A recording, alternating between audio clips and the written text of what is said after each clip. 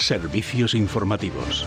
Acaba de terminar ahora mismo en el Tribunal Supremo la declaración de la fiscal jefe de Madrid y del fiscal Salto, el que estaba encargado de llevar el asunto tributario del novio de Isabel Díaz Ayuso, el problema que tiene con la justicia por ese supuesto fraude. Acaba de terminar la declaración y luego les vamos a contar en detalle todo lo que ha dado de sí, que ha sido interesantísimo y que ha contribuido a oscurecer inmensamente el horizonte penal de Álvaro García Ortiz. Ya les decimos que enseguida lo vamos a contar, pero quédense con algún detalle. Por ejemplo, la fiscal jefe ha dicho que ella, por supuesto, se negó a hacer lo que le exigía el fiscal general del Estado. Ha explicado también delante del juez Ángel Hurtado que, negándose evidentemente a hacerlo, lo que estaba sospechando era de la comisión de un supuesto delito de filtración o de revelación de secretos.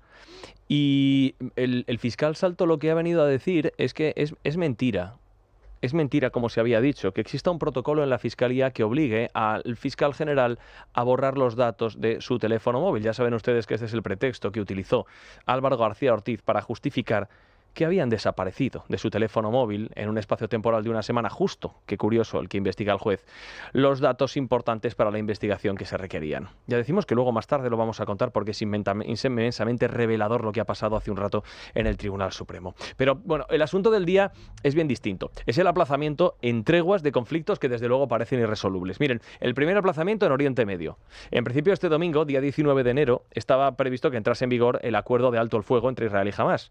Pero el primer ministro Netanyahu esta mañana ha acusado a Hamás de crear una crisis de última hora, de manera que queda en el aire la liberación de los rehenes israelíes y la devolución también, por supuesto, de los cadáveres de los que han sido asesinados.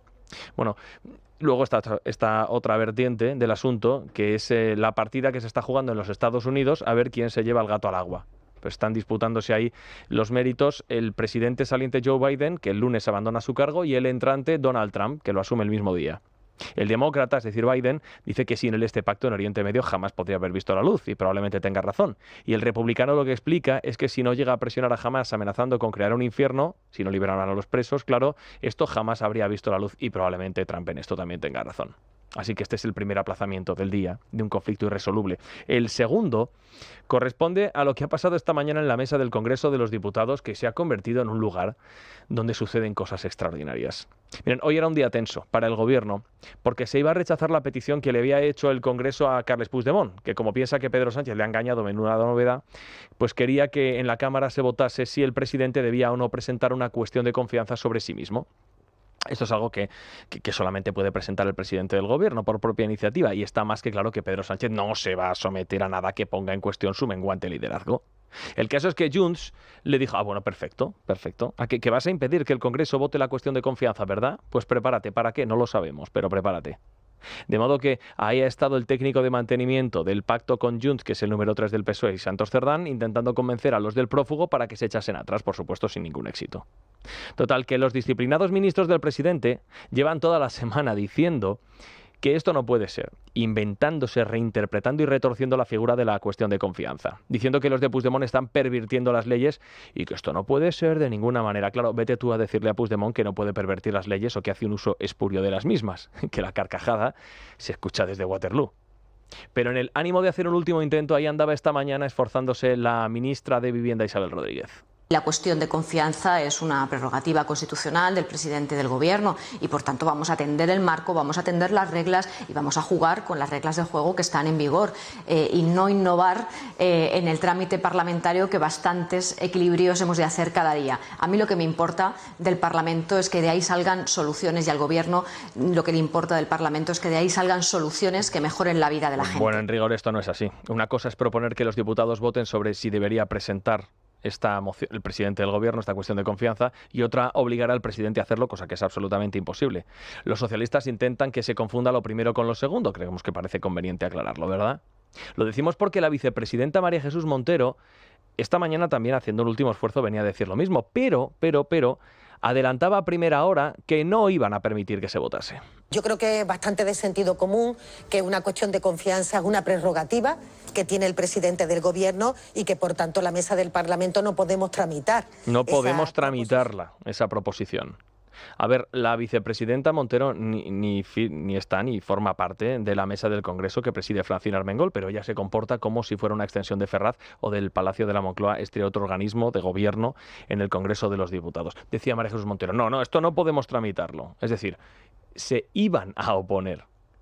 Y claro, lo que ha pasado esta mañana es inmensamente clarificador para entender quién manda, quién tiene el sartén por el mango, quién realmente gobierna en España, porque Francina Armengol lo que ha hecho ha sido aplazar su decisión. No sea que Puigdemont se enfade y tengan más problemas. Así que vamos a tener que esperar a no sabemos cuándo.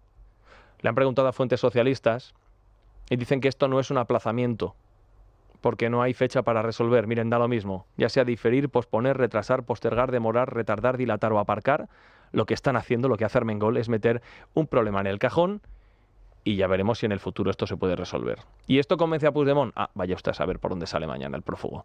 Porque una cosa es que el Congreso aplace una decisión y otra bien distinta que el fugado no tome represalias, sean cuales sean. Así que estaremos pendientes mañana de lo que tenga que decirnos Carles.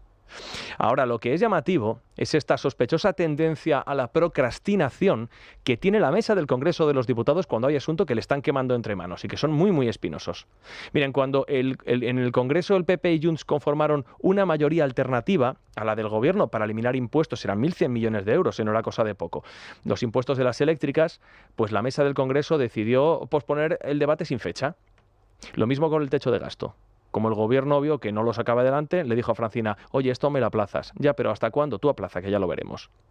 Así que alguien debería informar al Gobierno de que aplazar los problemas no lo soluciona.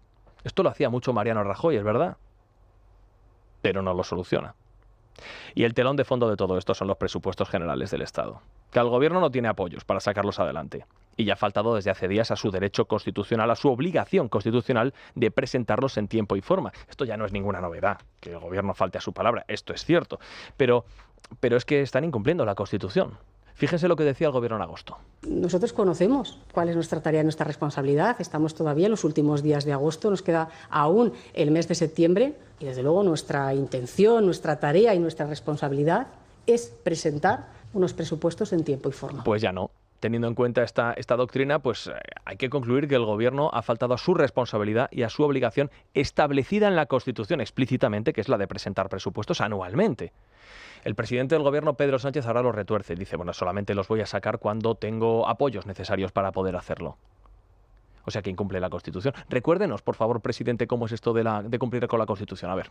La Constitución se debe cumplir de pe a pa. No, pero véngase arriba, con un poquito de entusiasmo y fuerza. ¿Vale? Nosotros cumplimos con la Constitución de la A a la Z, de pe a pa, todos los días del año. ¿Y cómo decía usted, presidente, cuando otros no tenían presupuestos? Escandalícese, presidente. Aprobar los presupuestos es la primera y principal obligación de un gobierno, porque sin presupuestos no hay nada que gobernar. Un gobierno sin presupuestos es tan útil como un coche sin gasolina. O presupuestos o elecciones.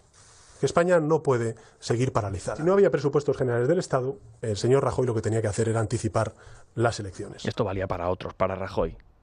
Miren, pregunta a la vicepresidenta del Gobierno esta mañana, oiga, ¿se puede gobernar sin presupuestos? Pues naturalmente que se puede. ¿Pero se puede gestionar así un país? Por supuesto que sí, igual que lo hacen las comunidades autónomas. Hay comunidades autónomas que en la legislatura anterior solamente aprobaron un presupuesto. Claro que sí, y el Gobierno bien que se lo recriminaba a Isabel Díaz Ayuso todos los días, esto de gobernar solamente con un presupuesto, pero ahora como el Gobierno es quien no tiene presupuesto, pues no se lo recrimina a sí mismo, ¿qué más dará?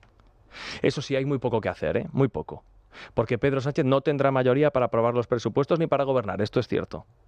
Pero Pedro Sánchez sabe también perfectamente que tampoco existe una mayoría alternativa para poder tumbarlo y descabalgarlo del Gobierno de España. Y así es como gobierna Pedro Sánchez, perdón, así es como sobrevive. Es noticia. Con Juan Pablo Polvorinos. Es radio.